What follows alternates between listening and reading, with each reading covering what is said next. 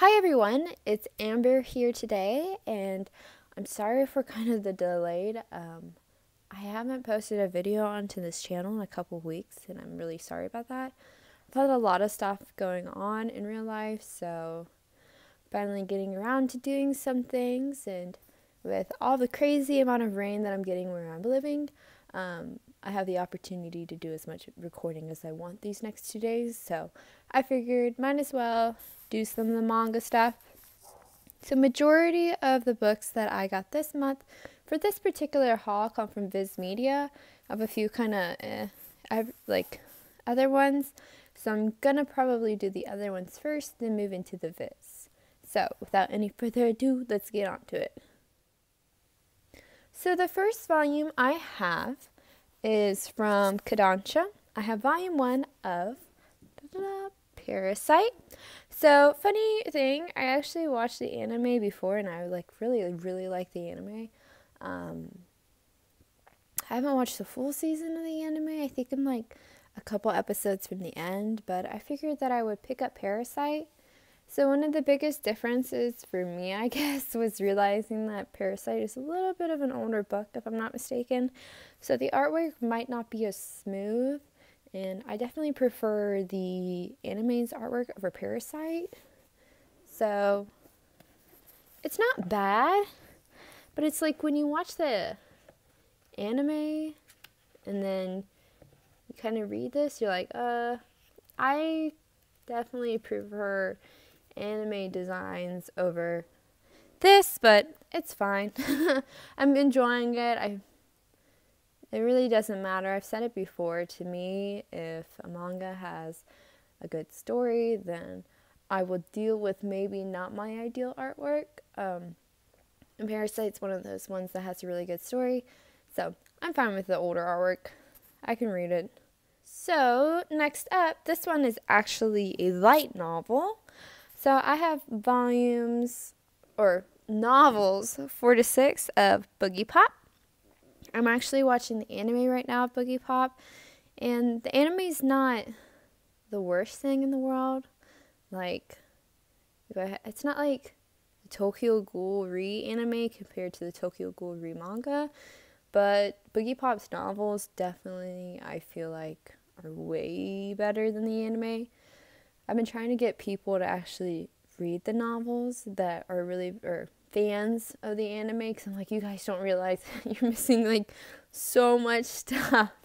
And so the novels are definitely way better, at least to me, than the anime. It's nice seeing the characters kind of like fleshed out, like you see them, but novel definitely is top tier for me. I've yet to read these ones. I'll definitely read it before they get to that point in the anime, but Boogie Pop's novels aren't too hard for me to read. The last one, the volumes 1 through 3, if I'm not mistaken, I read the whole thing in like 2 hours. So not that hard for me to go through these novels, but that's that for that. So for the first book I got for like the Viz Media stuff, I'm just going to do like the first 2 are kind of the larger Viz Media books. So I'm going to do those 2 first. So the first one I have is volume 2 of Ran in the Grey World. Originally, I was a little skeptical about Ran in the Grey World. I picked up the first volume because I saw all these good reviews about it. It has really nice artwork. The story, I'm like a little bit iffy on. I probably will collect this one and then maybe the next one. I haven't read this volume yet because I just picked it up. And some of my other volumes that I got, I gave more priority to. So I'm definitely going to read this one, but I'm not certain if I'm going to keep collecting it. But the artwork is good. Like, if you like good artwork, then, I mean, this one has pretty good artwork. But the story, I'm just not 100% certain if I'm buying the story, like, so I don't know, but I'll probably collect the next 2 volumes, one if I really feel like I really don't like it, and then decide from there. So that's that one. So then the next one I have is volume 9 of Tokyo Ghoul. I've always been a really big fan of Tokyo Ghoul, and now I'm just trying to get all the volumes that come out in English.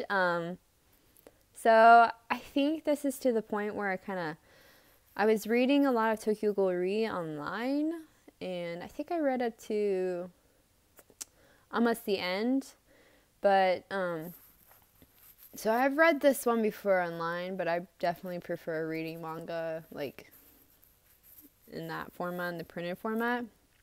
So I don't think Tokyo Ghoul needs much introduction. If you don't have Tokyo Ghoul, then you need to get Tokyo Ghoul. It's definitely one of those ones that I would recommend to most people. Some people might not like it because of the violence. I don't think the violence is bad. Like, I've definitely read worse than Tokyo Ghoul, and I think some people just don't like the whole premise of like people eating or ghouls eating people. Like, get over it. It's not bad. Like, I feel like most things on TV are a lot worse than Tokyo Ghoul, but a lot of people just dismiss it because of that whole idea. So, but there's that.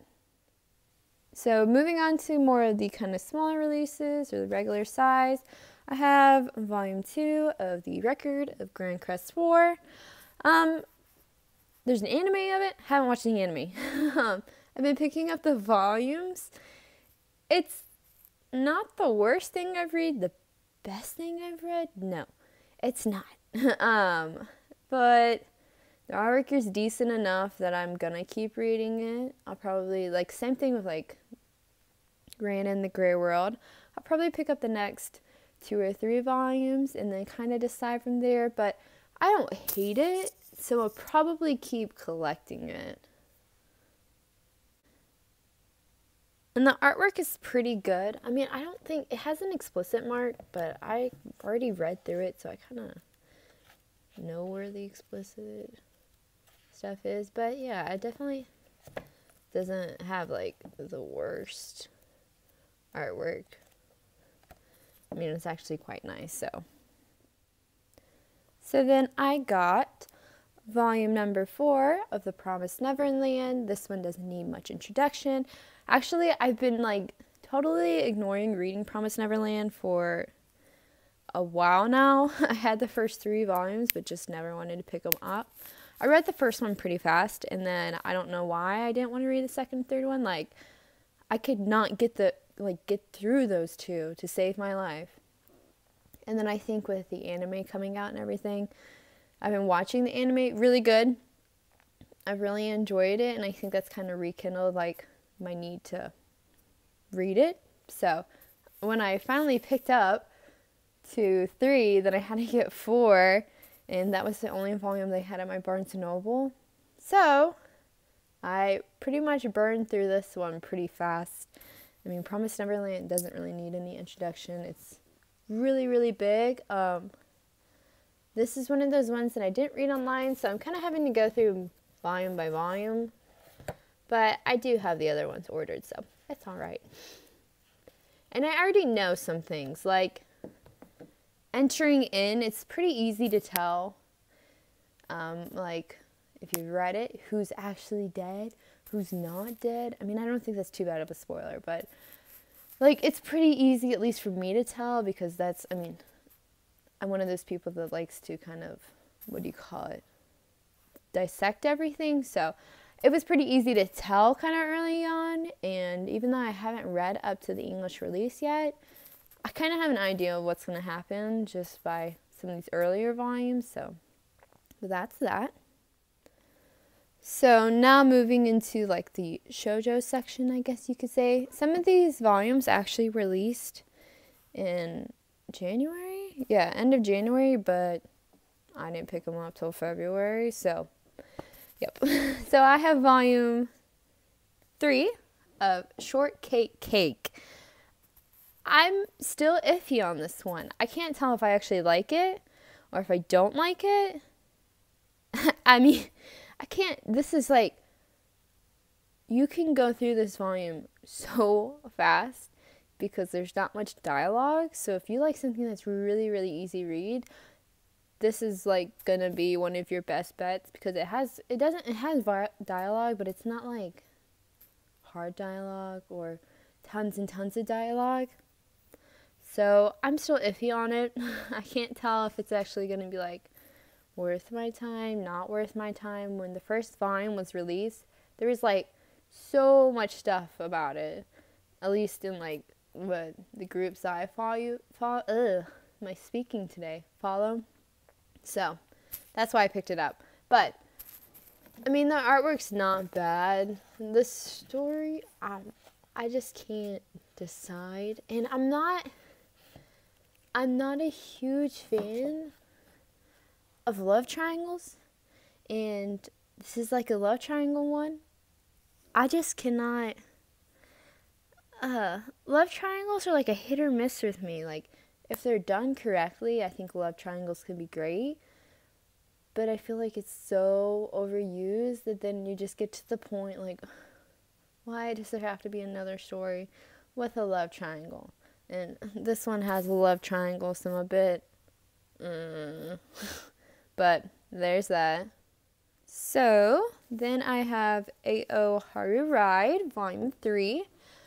I've said this before, I actually read all of it online, and then there was no English release at the time. Now that there is one, I'm just kind of going back and buying all the books and then reading it again.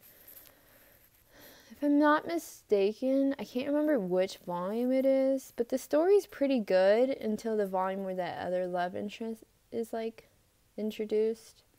And then you have that love triangle thing going on again.